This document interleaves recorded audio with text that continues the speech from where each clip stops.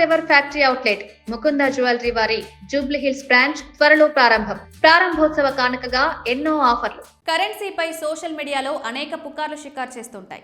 అది చెల్లదు ఇది చెల్లదు అంటూ ఫేక్ ప్రచారాలు జరుగుతూ ఉంటాయి. ఈ ప్రచారాలను నమ్మి కొంతమంది వ్యాపారులు కరెన్సీని స్వీకరించారు. గతంలో కరెన్సీపై ఇలాంటి అపోహలు చాలానే రాగా వీటి గురించి ఆర్బీఐ ఎప్పటికప్పుడు క్లారిటీ ఇస్తూ వస్తోంది. అందులో భాగంగా తాజాగా మరో ప్రచారంపై కూడా ఆర్బీఐ స్పందించింది. నాణాలపై జరుగుతున్న తప్పుడు ప్రచారంపై ప్రజలకు అవగాహన కల్పిస్తూ ఒక వీడియో కూడా విడుదల చేసింది. ఆర్బీఐ ఇచ్చిన క్లారిటీ ఏంటంటే, తాజాగా వాట్సాప్ ద్వారా ప్రజలందరికీ నాణాలపై అపోహలు తొలగిస్తూ ఆర్బీఐ ఒక మెసేజ్ పంపింది. వేర్వేరు డిజైన్లు గల నాణాలు చెల్లుతాయని, ఒకే విలువ కలిగిన వేర్వేరు డిజైన్లు గల నాణాలు ఒకే చెలామణిలో కొనసాగుతాయని స్పష్టం చేసింది.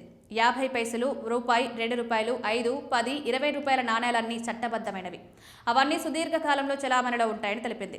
నాణాల గురించి తప్పుదారి పట్టించే సమాచారాన్ని, పుకార్లను నమ్మవద్దంది. ఎటువంటి సందేహం లేకుండా వాటిని స్వీకరించాలని, ఈ విషయాలన్నీ తెలుసుకుని జాగ్రత్తగా ఉండాలని ఆర్బీఐ తన ప్రకటనలో తెలిపింది.